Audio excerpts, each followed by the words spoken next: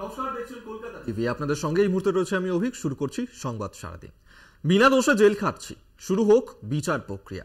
বিচারে আমি দোষী সাব্যস্ত হলে আমার শাস্তি হোক, আর যদি আমি নির্দোষ প্রমাণিত হই তবে শাস্তি হোক ইডির তদন্তকারী অফিসারের। নগর দায়রা আদালতের স্পেশাল সিবিআই আদালতের বিচারকের সামনে হাত জোর করে আবেদন কলকাতা টিভির এডিটর কৌস্তুভ রায়ের।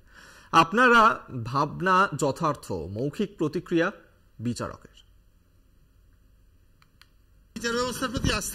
বিচার ব্যবস্থার প্রতি আস্থা আছে। নগর দায়রা আদালতের আইনজীবীদের কর্মবিরতি থাকায় কৌস্তুভ রায়ের মামলার শুনানি পিছিয়ে গেল। তাই শনিবার চার্জ ফ্রেমের দিন থাকা সত্ত্বেও বার ও বেঞ্চের মধ্যে সুসম্পর্ক বজায় রাখার জন্যই বিচারক মামলার শুনানি পিছিয়ে দিলেন। তবে এদিন কৌস্তুভ রায়কে আদালতে হাজির করা হয়।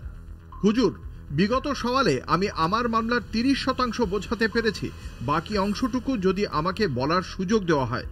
আপনি জানেন, বারের তরফ থেকে কর্মবিরতির একটা সিদ্ধান্ত গ্রহণ করা হয়েছে। আমি চাই বার ও বেঞ্চের মধ্যে সুসম্পর্ক বজায় রাখতে, তাই আপনার মামলার শুনানি আমি আজ গ্রহণ করতে পারছি না। হুজুর, আমি হাইকোর্ট থেকে সব মামলা প্রত্যাহার করে নিয়েছি। আমার কোনো মামলাই উচ্চ আদালতে আর বিচারাধীন নেই।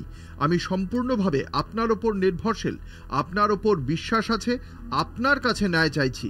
আমি বিচার প্রক্রিয়া শুরু করার জন্য মনস্থির করেছি। ইডিও চার্জ ফ্রেম করতে প্রস্তুত। আমি বিচার প্রক্রিয়া বা ট্রায়াল শুরু করি। যদি দেখি আপনি জামিন পাওয়ার অবস্থায় আছেন, তখন আপনি জামিনের আবেদন করতে পারেন। হুজুর, বিচার প্রক্রিয়া শুরু হোক। বিচারে আমি দোষী সাব্যস্ত হলে আমার শাস্তি হোক, আর যদি আমি নির্দোষ প্রমাণিত হই তবে শাস্তি হোক ইডির তদন্তকারী অফিসারের। আপনার ভাবনা যথার্থ। হুজুর, নির্বাচন শুরু হয়ে গেছে। আমি একজন চ্যানেলের এডিটর। এর আগেও নির্বাচনের সময় আমি মুখ্যমন্ত্রী থেকে শুরু করে বিরোধী দলের নেতাদের সাক্ষাৎকার নিয়েছি। আমি যদি ছাড়া না পাই তাহলে আমার চ্যানেল পিছিয়ে পড়বে। তাই তাড়াতাড়ি বিচার প্রক্রিয়া শেষ করার আবেদন জানাচ্ছি। আমি চাইছি তাড়াতাড়ি বিচার প্রক্রিয়া শুরু করতে, তবে পুরোটাই তো আমার হাতে নয়। মামলার সঙ্গে যুক্ত অন্যান্য আইনজীবীদের সহযোগিতা যদি ঠিকঠাক পাই তাহলে আমি তাড়াতাড়ি বিচার প্রক্রিয়া শেষ করতে পারবো। ইডি সবসময় চায় মামলা বিলম্ব করতে, পুনরায় তদন্তের নামে বিচার প্রক্রিয়া বিলম্ব করে। ইডি প্রি ট্রায়াল কনভিকশন চাইছে।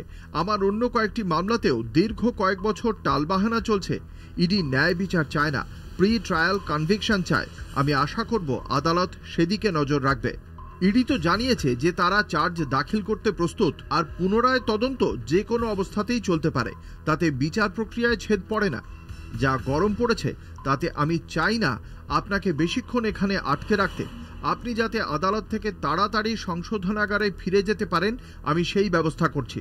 আদালতে আইনজীবীদের কর্মবিরতি আশা করি 22 তারিখ শেষ হয়ে যাবে। আমি 23 তারিখ পরবর্তী শুনানির দিন ধার্য করছি।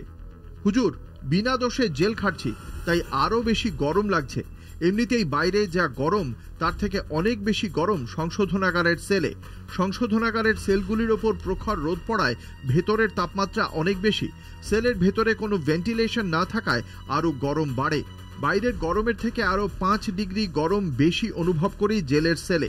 তার থেকে আদালতের লকআপের গরম কম। আপনার মতো আইনজীবীরাও যদি একটু আমাদের প্রতি সহানুভূতিশীল হন তাহলে খুবই উপকার হয়। আমি আপনাদের স্বাস্থ্য সম্পর্কে যথেষ্ট সচেতন থাকি। আপনারা যাতে অসুস্থ না হন সেই বিষয়টাই আমার মাথায় থাকে। ট্রায়াল হোক, প্রকৃত দোষী শাস্তি পাক। আর আমার যদি দোষ থাকে তাহলে আমি শাস্তি পাবো, যদি আইও দোষ করে থাকে আইও জেলে যাবে। আগামী মঙ্গলবার মামলার পরবর্তী শুনানির দিন।